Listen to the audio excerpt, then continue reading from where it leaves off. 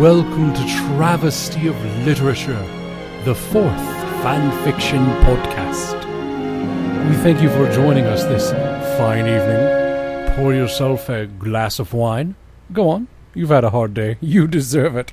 Get comfy and put a browser window on perhaps some smooth jazz classics.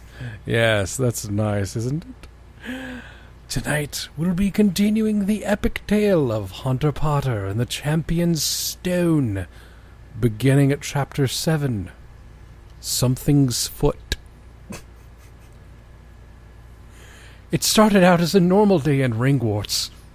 Hunter and Chris had learned many things, one of them from Shogrid by accident. They were told of a Champion's Stone. Really, that's how we're going to... That's the introduction.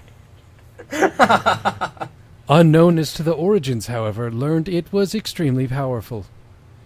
In their spare time, Hunter, Chris, and Stephanie researched about the stone. Oh my god. Only to know of one other person who knew its power and secreties. Secretes. It is secretes. It is secretes. Yeah.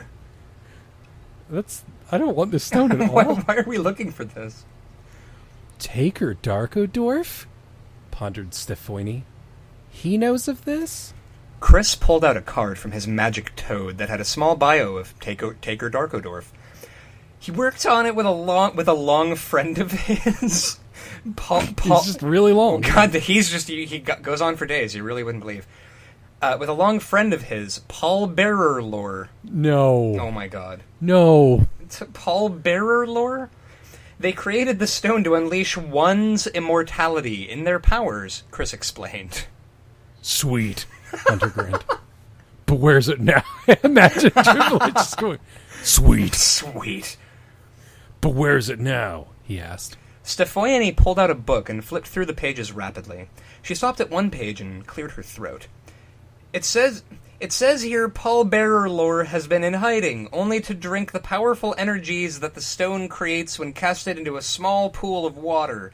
Paul drinks from it to ensure life for 20 years, she explained. So either immortality or 20 years, either one. Yeah, whichever. Right. Damn, he must be old, Chris smirked. I like how he's becoming Duke Nukem now. Everyone is now Taker Darkodorf. Hunter was in deep thought. Hunter was in deep though for a while. Say they said there was something in the basement, right? Could that be where it's hidden? Hunter questioned. Chris and Stephanie looked to Hunter in a shocking manner. Are you saying you want to go looking for it? Chris demanded. Hunter smiled and nodded. You're mad. When do we start looking? Which, by the way, I love they looked at him in a shocking manner. Like, they looked at him and then just their hair burst into flames and they started screaming. That would be shocking. Right, yeah, exactly. You two are a bunch of idiots if you are thinking about looking for it, Stephanie scolded. Well, no one asked you, Chris shot back. Why the hell are you even hanging out with us? Oh, shit. Chris' words hurt Stephanie. That is a sentence. Chris' words hurt Stephanie. Who needs possessive? Now, I'd like to point out the whole of human history has been building up to the reading of this fanfiction and the fact that that sentence exists. Pretty much. Yep. She left the table and ran. Hunter didn't like the way Chris told her off like that. People grew concerned when Stephanie didn't show up for dinner. It was raining outside and many were concerned for her. Hunter was told Griffin Gree was down points due to his misconduct in his class with Professor Spark. Figures, he knew Spark didn't like him, but not hate him as to deduct points. 70, he last counted, were taken off because of him. They were about to sit and eat till Professor Stevely came running in panicked. Ogre! Ogre! What? I said ogre! He yelled, and then passed out. Taker Darkodorf didn't waste any time. Teacher, get the students to their rooms. All available staff... Which teacher? I think. Do you mean do you mean teachers? No. Yeah, no, just teacher. Just one. You pick. You get to pick which one. Fight it out amongst yourselves. All available staff came with me now. Well, that sounds kind of like a personal situation, Taker Darkodorf. Right. He ordered ready for action. Hunter and Chris followed Kane halfway to the room. However, Hunter realized something. Stephanie, We have to find her. He grabbed Chris and pulled him off to the side. We have to find her before the ogre does, he explained. What is it? Like, Chris was just like, oh. What? What? Oh, God. Thank you for the explanation. Oh, that's so great. What is ogre is like Shrek? Chris is fucking... Man, Chris is... he's got a case of the dumb. What the fuck is wrong with Chris? I mean, he could be nice, Chris suggested. Hunter stared at him as if he had a hole in his head. That's just, dude. If you see a talking donkey, then we are okay. If not, I will kick you ass for thinking such a stupid idea, Hunter growled back. As it turned out, there was no talking donkey. This is bullshit. They looked everywhere they could. They came to the girls' bathroom. Are you mad? I ain't going in there, Chris stated. Hunter nodded. Okay. Scream if you see the ogre. With that said, Hunter went into the bathroom. Oh my god, someone said something technically. Whoa, someone said. Chris quickly followed, much to their shock. They heard S1E3 screaming. Before them was his pale red ogre, standing at least 10 feet tall. Wait, who's pale red ogre? Right? Like, shit. Fucking somebody claim your pale red ogre. He's fucking haunting bathrooms. Oh, hell, Hunter muttered. The ogre took hold of one of the toilets and started throwing it at Stefoini. The quickly dodged it. The toilet? I mean, the toilet. He threw it. The quickly dodged it. The quickly dodged it. Yeah, no, he just picked up a toilet and threw it at her. But now they were stuck on how to get out of the bathroom. Anyone have any bright ideas? Hunter demanded, after completely blowing through his own ideas. Already threw a toilet at it. I'm fucking... You're just completely no-selling a toilet being thrown at you, like, oh, now you're cracking wise, okay. Screaming is good, Chris replied. What the fuck, Chris? Who invited you? Jesus. I love that he's bagging on Stefoini for trying to be helpful, and meanwhile he's the least helpful. Jesus Christ, Chris Jericksley. Stefoini tried her magic against, but she grew too scared. Hunter figured if he was going down, might as well go down fighting. He took hold of his wand. The ogre took hold of another toilet. Oh my god! Complete fucking anarchy in the women's bathroom. Oh, I'm sorry. The ogre took hold of one of the toilets and started throwing it. Okay, it does clearly mention that. I think I must have missed it. All right. We here at Travesty of Literature would like to apologize to the author. A complete mischaracterization of the events that have unfolded. By the way, my mom listened to this, to the first episode, and she was like, "Did you write this?" And I was like, "What?" Well, I was never so hurt in my life. Thanks, Mom. Right, Jesus. Throne dethroned, he chanted. Oh my god. The toilet levitated above the ogre's head and fell directly on it. Toilet! It made it dizzy, so Hunter jumped it, trying to think of a spell, but he was being thrown every which way. Chris decided to do something drastic, taking his wand and closing his eyes to do so. What? Hunter was thrown from the ogre when a loud piff sound was heard.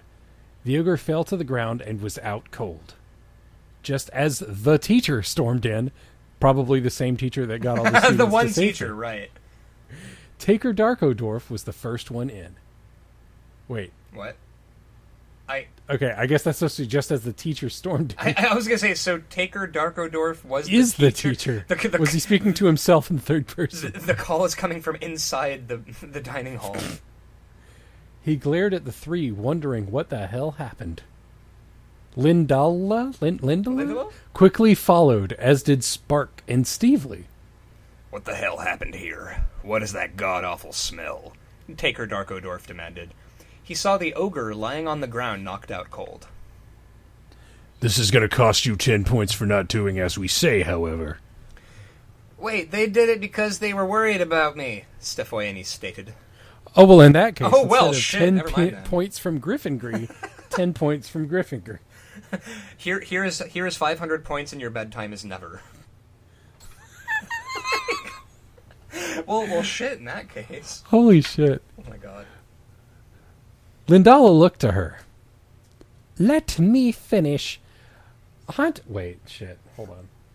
Lindala is the Jersey lady, right? Yes? Yeah, okay, give me the Jersey lady. Wait, what's the, where are we at? What's the line? Oh, there we go. Let me finish. Hunter, Chris, you are both... All right, yep. Okay. Lindala looked at her. Let me finish. Hunter, Chris, you were both given 30 points for stopping the ogre. Not many first-year students can say they did. She replied. Hunter, Chris, and Stefani made their way out. Just like... Okay. Okay. Chris held his wand back with disgust. How do you do that? How do you disgustedly hold a wand? I want to know. Just wait for the movie. Yeah, oh god. Can we film a movie? Yeah. Where the hell did you stick that thing? Hunter demanded. Oh. Did you stick it up your ass? Dude, trust me. You don't want to know. Oh my god, it went up Chris someone's replied. ass. Okay. I got to sanitize it now. Any spells for that? He asked. A lot of soap and water, Stefani smirked. You fucking smug ass. I swear to God, this is not a time for glibness. Word spread like wildfire of what had happened. Hunter went to see Shogrid one day, who was hiding something. Shogrid? Hunter asked. Shogrid turned quickly, yet hid something behind his back. What do you have? He asked. Shogrid reluctantly showed Hunter what he had. It was a black speckled egg. Hunter didn't see what the big deal was. Okay. It's a dragon, he whispered. Dragon? But Shogrid, we have dragons. Messenger dragons, Hunter explained. Shogrid smiled. Yeah, I know, but one will be a big one. I have always wanted a pet dragon. Cuddles was easy to tame. Cuddles? Hunter asked. My 3-headed guard cat. Oh, I don't think I should have told you that, he said worriedly. Cuddles. Can I just have you saying Cuddles in the Triple H voice? Can we... Is that going to be your new, ringtone? Yeah, no, it's just going to be you saying Cuddles. Cuddles. Oh my god. Okay. Cuddles. Guard cat Shogrid, what's going on? Hunter demanded. I Guard cat Shogrid. What's going... Fuck it, I'm done. Fuck it. Just move on to the next one. Yeah, just leave it. Sorry, Hunter, I said too much. But all I can say is that guy at the bar knew his dragons. This one is a fireball from Canada. Shogrid grinned. Motherfuck, they love that. Shogrid grinned. God, it's like a car crash. Hunter just smiled. Hunter went back inside Ringworts. The Christmas holiday... Well, that was over. Segue, fuck. That was just out of nowhere. And then his parents died. He showed up to Ringworts school and then talked to Shogrid. Fucking... The Christmas holiday was coming up very soon, and he was going to stay at Ringworts. Christmas at his cousin's house always sucked. He never got anything, so he decided to stay and research the Champion Stone with Chris. Chris had to stay this year. His parents were seeing his older brother and... They were seeing his older brother Andrew? Oh my. Oh dear, this is... Didn't know that was Tennessee. I was gonna say, well, it is professional wrestling, so, Who knows? Who can say? Vince does love his incest. Yeah, incest, yeah, he really was trying for an incest angle for a long time. Choice. Oh, Jesus God. Which, anytime somebody's like, Vince is a good man, no, he's not. His older brother, Andrew, who was researching dragons. He was nicknamed Test. God. For a reason. Fuck me. Fucking fuck me. Hunter was in the main room where people normally came to eat. Stefani was all packed and ready to leave. She looked at the boys. So what was the reason that he was named Test? They don't actually say. He was researching dragons. Did he take a dragon test? Also, Dragon Test is the name of my new power metal band. Oh my god. Right? Dragon. There's a dragon and he's sitting there kind of holding his head in his hand. Ogre quiz. Ogre quiz. Yeah, I would like to play bass for Ogre quiz. You are going to look up the Champion Stone? She asked. We can't find it anywhere, Chris replied. Stefani had the I know something you don't know look. No period. No period. You checked everywhere but the restricted section. She smirked as she left. She's so smug. Chris looked to Hunter. She knew where we could look, he demanded. Hunter shrugged. Women, he sighed. He said with the world weariness of a boy not yet in puberty. Women. Chapter 8. Christmas morning. Hunter didn't really think much of it, for he never got anything. He knew his greedy family members would send him anything. Wait, he knew his greedy family members wouldn't send him anything, excuse me. However, Chris jumping on his bed made him think otherwise. Hunter! Hunter, wake up! It's Christmas! He cheered. Hunter slowly came to, with 2 O's. Oh my wow. God! T-O-O! Wow. Hunter slowly came to. They both jumped up and down on the bed until they were mutually satisfied. You know, when people say, oh, you know what I meant. I don't think I do. It's not important. Right. See, this is why using the right word is important. Yeah, no. Like, the clarity is important, I think. What's so great about it? He asked. I'll get aggro. Chris grinned. Besides the fact there's stuff under the tree for you. Hunter's eyes shot open. Wait, his eyes weren't already open? Right. This fucking howler monkey is, like, doing What's so great about it? Well, just sitting there, like, holding his eyes shut in denial He's of like the doing world. cartwheels inside you, and you're just, like, dead-facing and just eyes closed. He whipped on his glasses. You'll jab yourself in the fucking eye. Have you ever worn glasses? And ran down the stairs to see. Hunter was shocked that there were gifts for him. He smiled as his messenger dragon was asleep by the fireplace. Chris smiled. What are messenger dragons? Oh, I think you know. Just full-sized fucking dragons who burst through walls. Excuse me. Sign here. Thank you. They flap away into the distance. Dovaki. Oh my god. Oh my god. Must be nice to have a messenger dragon, he explained.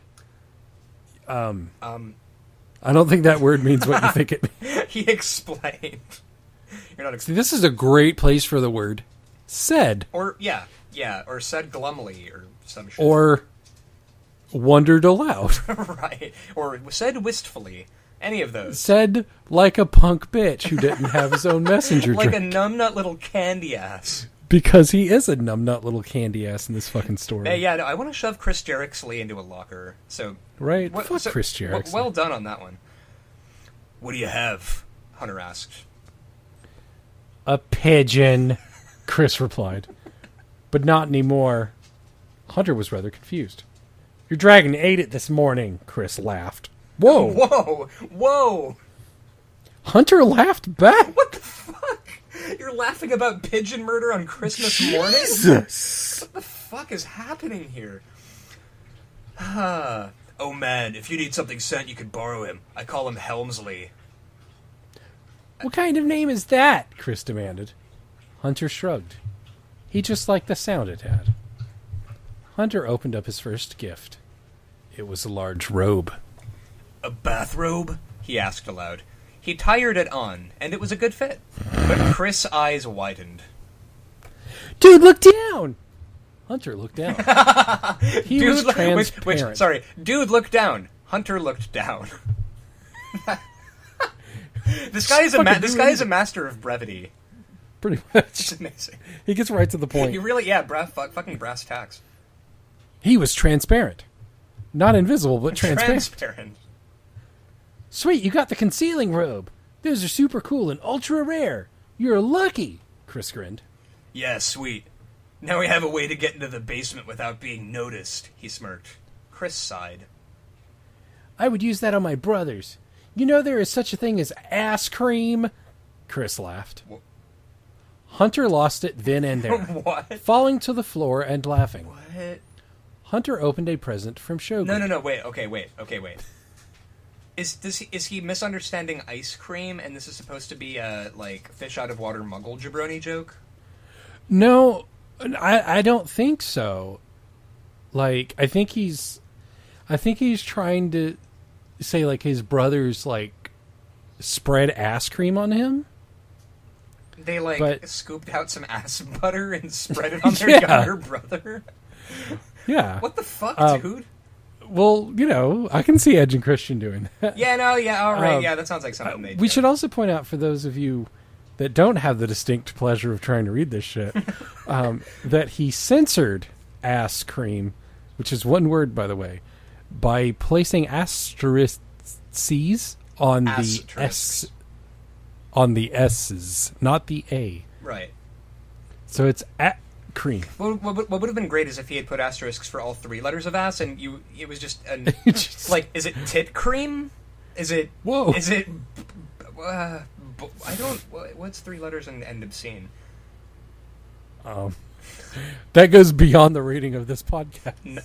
Yeah. Oh God.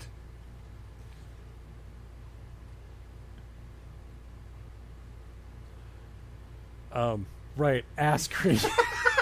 Like how we really just got silent. Was your brain just buffering for a moment after ass cream? Like the blue screen of death happened. You're just like, I don't know where I am. I think I broke for a minute. Okay. Right. So after Hunter loses it, then and there, Hunter opened a present from Shogred. It was a small sweater for Helmsley. For his dragon. Right.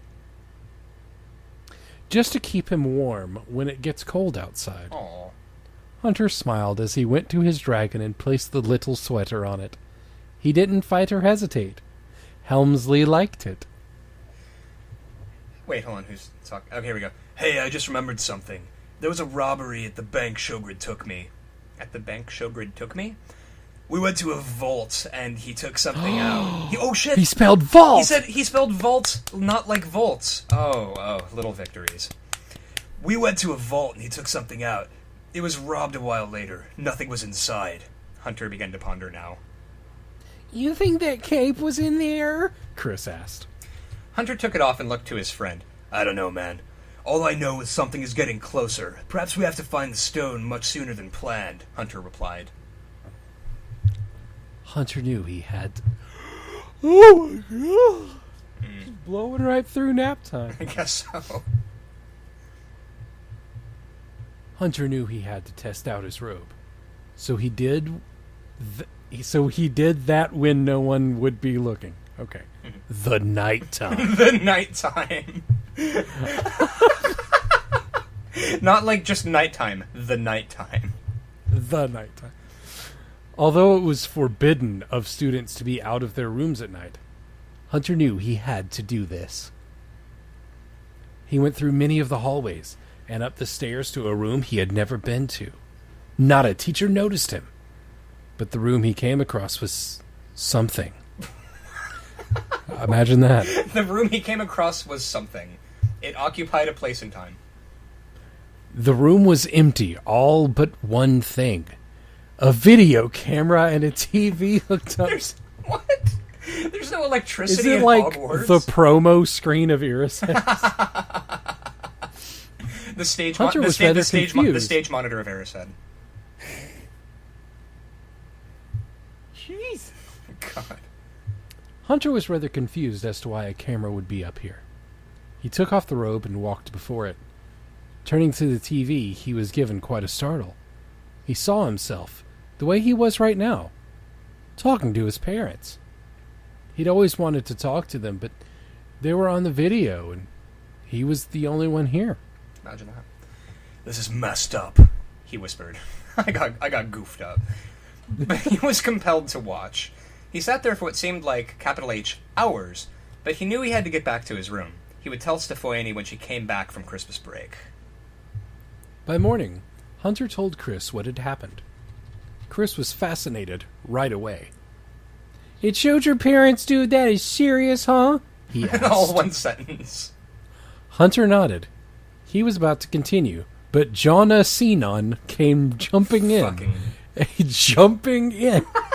He just, pogos into the room, screaming. He looked like his feet were bounded together. Bounded, yeah, so yeah. We're back. Yeah. This is whack, as you can see. I can't move someone, please. Rando and his lackeys tied spelled up my feet. Oh my God. For the sake of everybody listening, I want you to go through that sentence one more. He speaks in rhymes. I'm going to point that out. So clearly this is around his... This was written in 2004, so yeah. His thugonomics gimmick. Rando and his lackeys tied spelled up my feet, like Shogred wrapping up a 20-course feast? He called? I don't... I'm gonna go through it so that everybody has it. Good. The way that John Cena raps. Oh no. This is whack, as you can see. I can't move, someone please. Rando and his lackeys tied spelled up my feet, like Shogred wrapping up a 20-course feast. Mic drop. Must he always do that? Chris asked. Sinon made his way to their table. A little help for your fellow Gree. When I'm done, I'll be sure that Rando can't see me. Oh, shit. Shit. Shots fired. Jonna called out. The table laughed when he waved his hands in front of his face. He lost his balance and fell to the floor. Hunter and the other laughed. Just the other. Hey, dude. Just the one. Hey, dude, you want to play a quick game? Chris asked, not before his two older brothers jumped him. Beach volleyball. Pile up on Chris, they called out. Hunter laughed as Chris was nearly crushed by his older brothers. Hunter waited till Chris was able to get up under his own power before they would leave to do more research and play some games. They have heard of Wizard's Chest. However, Chris introduced him to Wizard Checkers. Oh my god. Oh my god, what is happening? At first, Hunter thought it was the dumbest game he had ever seen. Yet when he lost a piece, he watched it get vaporized. Wizard's Chest is a cruel game. Whoa, he whispered. Chris smirked. Not just a game, imagine being vaporized for real. Oi, nasty, Chris stated. He then looked around to see if anyone was looking. Leaning forward, he whispered, "Let's see if we can get to the basement tonight."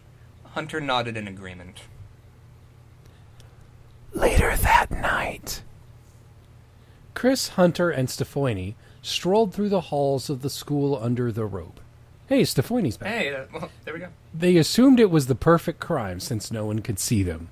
The perfect crime. Perfect crime. However, having to carry a lamp gave away their location to Rando Malcoy. Not Rando Malcoy. Who didn't hesitate to tattle to Professor Lindala as a result. Hunter, Stephanie, Chris, and Rando all had points taken off. Yeah, fuck you, Rando. That was quick. That was easy. Right? Wow, this... As well, they were forced to assist Shogred with ground-keeping duties. Oh my god. Hunter was not very thrilled with this, since he knew something was going to happen soon, and it would put everyone in danger if it weren't solved quickly. Hunter thought he would go to the headmaster, Taker Darkodorf, and tell him what he knows. Sorry, those were two separate sentences. What? Hunter thought he would go to the headmaster, Taker Darkodorf, and tell him what he knows. It's funny because your mind tries to, Yeah, make sense of it. thick shit like this on the fly. Right. But. However, that plan backfired when he learned Darkodorf was called away on business. Rather fishy of all times, Taker Darkodorf was called away on business, when he clearly knew something was up. Chapter 9. Something is in the wood. I love that he just ends it on rather fishy of all times, which when he clearly knew something was up. Anyway, something is in the wood. Not the woods. The wood. Something is in the wood. Something is in the wood. I think someone put something in my wood. Something in the wood. I just think of like the Ramones, like somebody put something in my drink. Somebody put something in my wood. Sure hope nothing. Hunter, Stephanie, Chris, and Rando were at Shogred's place ready to help out with the chores. To their shock, they were going out to the woods in the dark. Shogred didn't come alone. He brought his dog Mutt. Hunter didn't come alone either, armed with his Pedigree 9000 and his messenger dragon Helmsley. He's got a sledgehammer and a dragon. Shit. This fucking kid, right? I want to hang out with this guy. He knew Helmsley was small, but he packed a huge bite. Shogred looked to the group. Okay, then come along. I warn you now, we have had some trouble as of late. Tonight, if you find anything strange, you call out to everyone with you wand, got it? He explained. All silently nodded. Wait, call out to everyone with you wand? Like... I think call out to everybody with your wand. No, I know your, but how do you use your wand to call out? Like a beacon? There's a spell that, like, makes your voice loud. I think what actually happens at this point in the book is, like, they can just show up, like, red sparks or something. Right.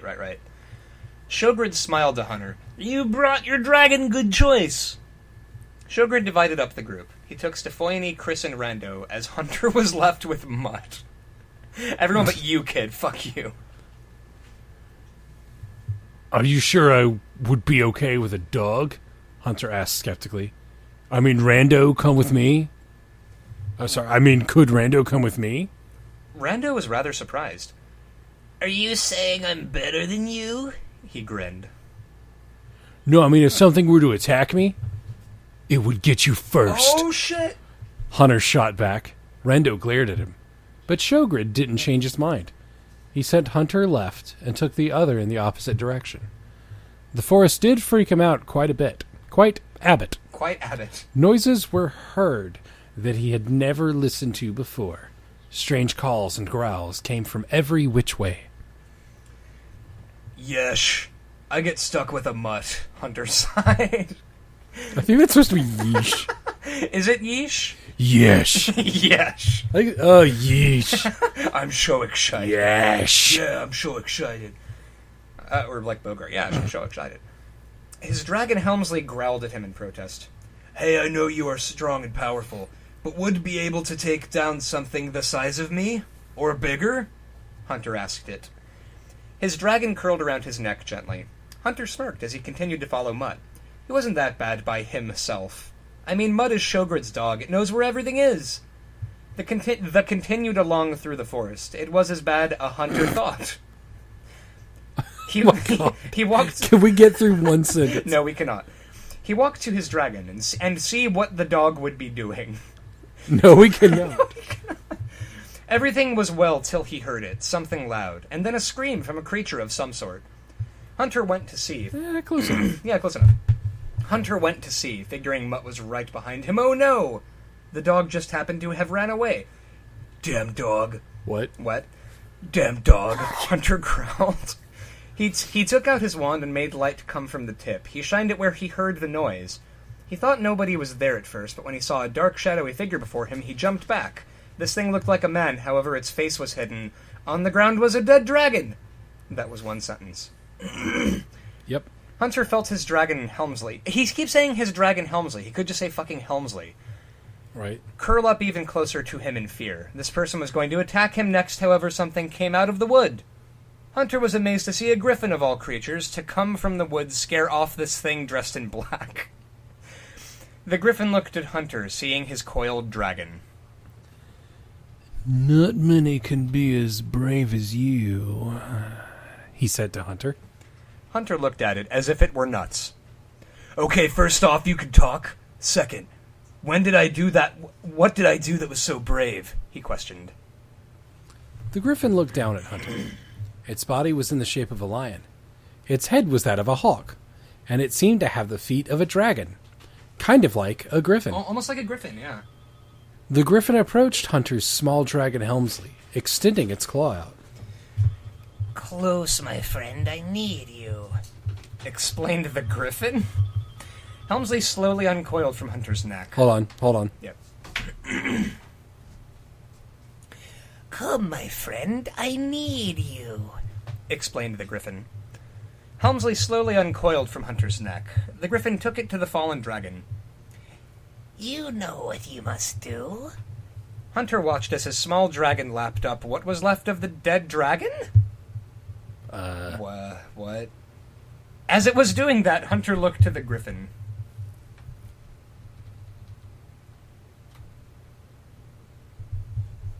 Sorry. Lapped up Wow. what was left of the... Wow. Shit! Okay. All right. Drinking dragon's blood allows anyone to see great treasure. It also saves lives. Oh, God. Much like the unicorn's blood. It will give you life on the brink of death. Dragon blood is cursed as well. Those who drink it will eventually die a horrible death. I needed your dragon to drink the rest of its blood. The Griffin explained. I guess so that he could have a horrible death. A horrible death? I needed your dragon to die a horrible The death. dragon. I can imagine the dragon, like, hearing that, bugging out his eyes, and like, doing a spit. Doing a spit take from the coffee he was drinking. But why? Hunter asked. The blood of a dragon is used for many things. Spells increase one's power. Let one live life a while longer. Dragons are widely respected. What? Killing one and you will kill magic too. What? They're the source of it.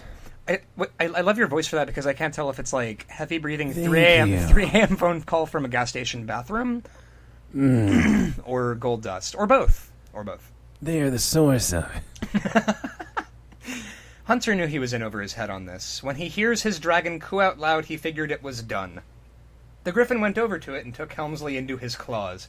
He passed him back to Hunter. What the fuck is happening? He was... I don't know what's happening anymore. He was amazed to see how heavy his dragon was. It fell asleep instantly in his arms. Will he be okay?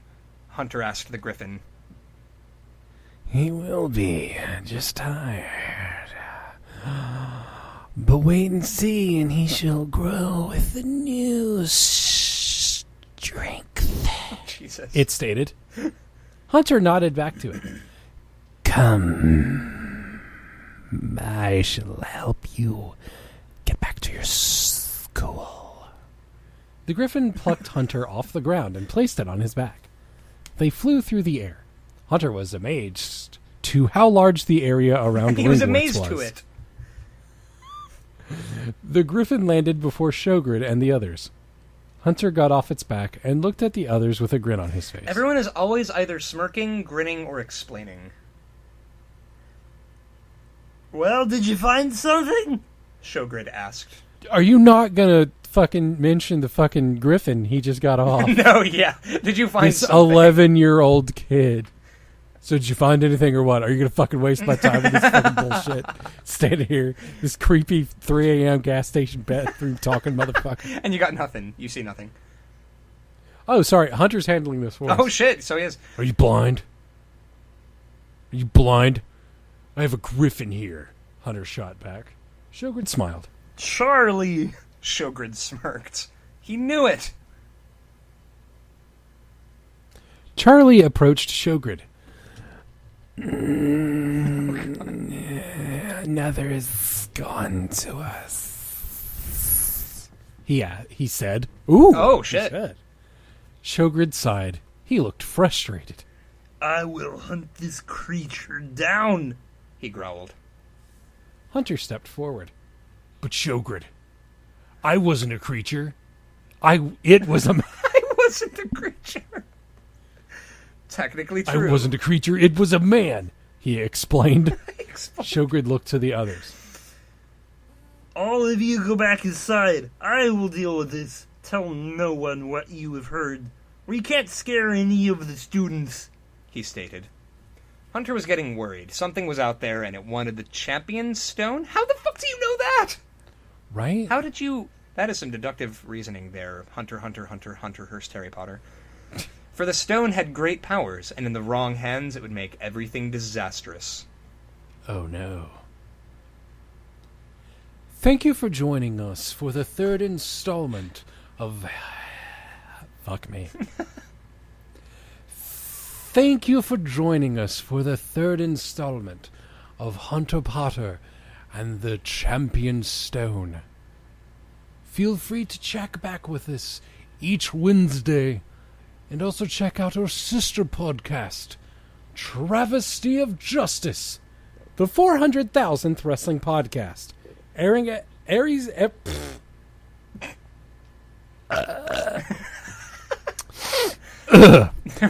Really lean into it. You fucked it up.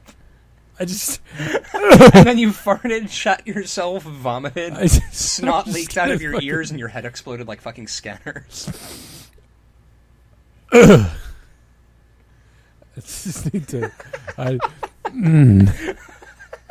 Hold on, I'm going to read this a different way. Okay. Thank you for joining us for the third installment of Harry Potter and the Champion Stone. Feel free to check back with us each Wednesday. And also check out our sister podcast, Travesty of Justice. The 400,000th wrestling podcast, airing every Saturday at whatever time you click on it. Signing off. This is a Griffin. I am so uncomfortable right now. This is Martin. No, that's who I am. I'm uncomfortable right now. Good evening.